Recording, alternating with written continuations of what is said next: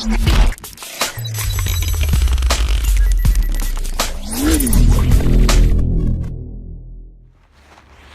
so here's my secret fishing spot.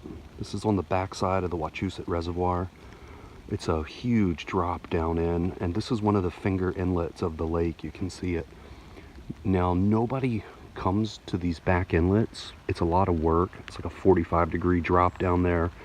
Not to mention you have to hike a pretty long way to even get down here.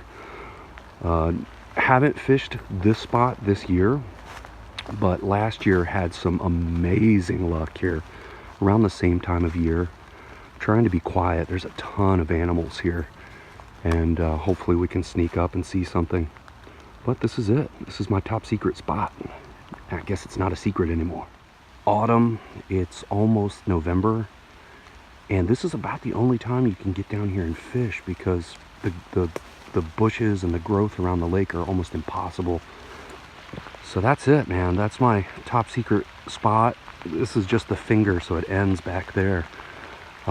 Shallow here gets really deep up around there, and then it goes out to the big part of the lake. There's a little loon of some kind landing. It's raining hard, a lot harder than I expected. We're supposed to get a really serious storm, up to 2 inches of rain. And I was like, you know, hey, if a little bit of rain is going to stop me from doing what I love, I guess I don't love it that much then, do I? No. So this is my top secret spot. We're on, meaning me, myself, and my fishing pole.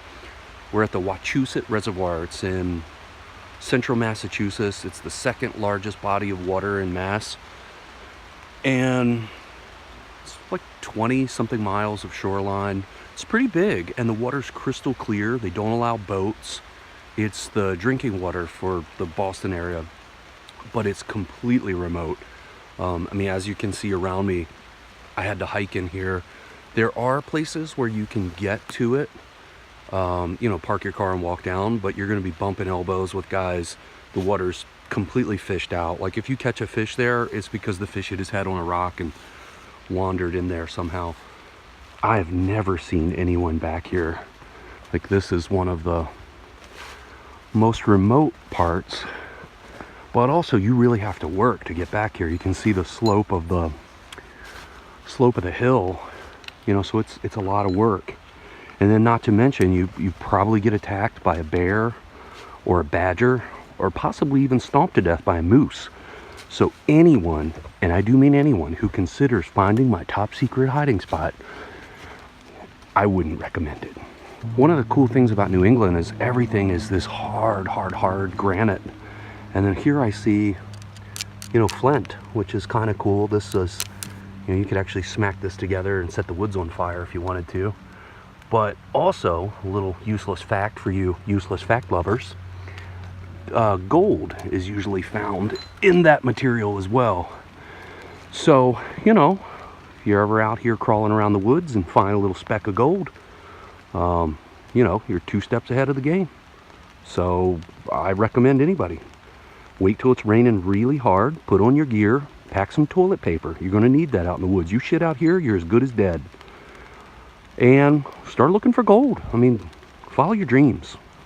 Sick and tired of all these people sitting around, you know, the couch protesters, like, yeah, I'm on Facebook, I'm just gonna protest, I'm really angry about stuff. Fuck that. Get your toilet paper, head out in the woods and do something with your life. Even if it's looking for gold.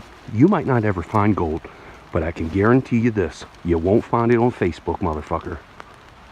It would be awesome to, you know, to know where the old house was or where they hid the gold. It's really what I'm out here for. Fishing, just a ruse, just a joke, okay? So if you want to follow me, look for the house, look for the gold, look for me, because that's where you'll find me. That's where you'll find all of us.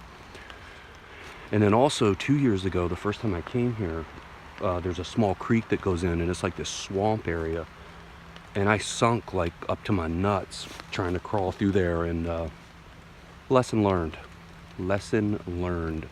So now we go up in the woods a little higher and jump over the creek before it turns into quicksand, because, you know, when I was a child, I really thought quicksand would be a bigger problem. I mean, I thought it was everywhere, just waiting to kill me. And now as an adult, I realize it's in select places, and it's up to you to avoid quicksand, because only you can prevent your nuts dipping in quicksand, okay? A little public service announcements for my peeps. Okay guys, since the last update, things have improved dramatically. I was having trouble with the phone. I was filming on the phone, holding the phone, looking at the phone, talking, fell down over some rocks, smashed trees up. It was awful. Things have gotten better now. I have came up with a genius idea of literally putting the phone on a stick. It's like the gluten-free, all-natural selfie stick, and it's awesome. So these are spinners, and ladies, I know how entertaining spinners can be, and if you need a few moments to go collect yourself and dry off, spinners will still be here when you get back. Okay, so we're gonna hit it in high gear down to the lake. I'm gonna try to get that landlocked, gluten-free salmon. Okay guys, we just had a really close call. I'm not sure if you can tell or not, but this is some kind of cage, and I guess the state put it out here, some sort of nest or habitat or something. But I walk down to the lake, and as soon as I get here, some sort of rabid little animal comes out of there. Looked like a hairless squirrel. I whacked him a few times with a fishing pole and he ran up there, but thank God he didn't get me. This is just another reminder, when you're out here, you always got to watch your back. I mean, you're going to need a machine gun. You've got to protect yourself when you're out in the wilderness. Look, if you don't have a 30 to 50 round clip, you're as good as dead. You see this? You know, if you're not in this, you view this as, oh, that's tranquil. Let down your guard one time here. My life almost ended right here. Some sort of rabid little hairless squirrel growling. There could be even more of them under there. I don't know. See, this is why. I rest my case, Your Honor. But I will not be filming with the phone anymore. These are things I wish I'd known before I known. You know what I mean? Okay, let's get out here. Let's try to fish a little bit of this productive water and see what we can get. I mean, the water is fantastic. It's crystal clear. It's deep. You know, probably that little hairless, growling, rabid squirrel that lived under there is probably what's eaten everything in, like a 2-mile radius. Okay, over and out until the next update, if there is a next update. Okay guys, so here we are at the lake, looking good, feeling good, okay? What you try to do is watch your radius. You don't want to smack anyone in the lips, okay? You save that for the fish.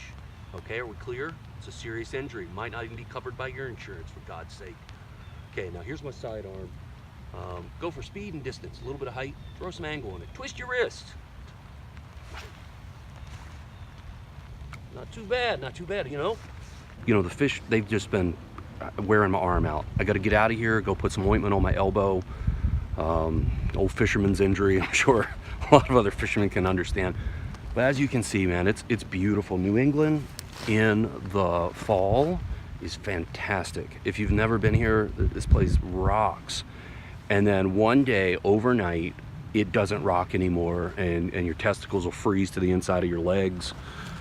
And that's when you go, hey, guys, get your global warming together up there. But I hope today's meeting was eventful and memorable, and I hope you learned something from it, because that's why I make these videos. It's not because I just like to talk to myself in pretty places. There's always an informational and informative message in what I preach to the world. Got about a 40-minute hike back to the car because this guy needs to go where no one else is and get stuck out there in the rain. And that's just what you have to do. You have to take risks. So, wish me luck. I'm gonna march to the woods, and I'll be on the lookout for beavers, badgers, and moose. And also Yeti. I wanna throw a shout out to Yeti out there. He's been, basically taking underwear off people back here for years. I've seen underwear all around. It's a clear sign. He leaves, of course, the victim's underwear and several empty, cheap beer cans. And another known fact about Bigfoot, sometimes he leaves used condoms. I don't know why. I don't know how. I've wanted to take several of them for DNA testing against my better judgment. And the last one, all the DNA squeezed out in my pocket. Couldn't identify it. But let that be a lesson to you. Carry Tupperware and rubber gloves and maybe some bleach spray. Okay, I'm gonna get out of the rain and go get my life together. And you should do the same. Dig down deep. deep in your pocket. Find what it is that you're looking for. Go to pretty places and talk to your camera too, because I'd watch it, okay? I'd watch that for you. So go out, get your crazy on with a bunch of squirrels, roll through the woods. I don't even care if you huff paint out there. I mean, you do what's right for you, and don't let anybody stop you, and make sure and send me videos, okay? So until next time, from somewhere pretty, signing out, signing off, and I'm waiting for those videos, okay? I don't want any dick pics, okay? Unless it's post-op, I mean, and it's just a memory or something. I don't. All right, until next time, peace out, bitches.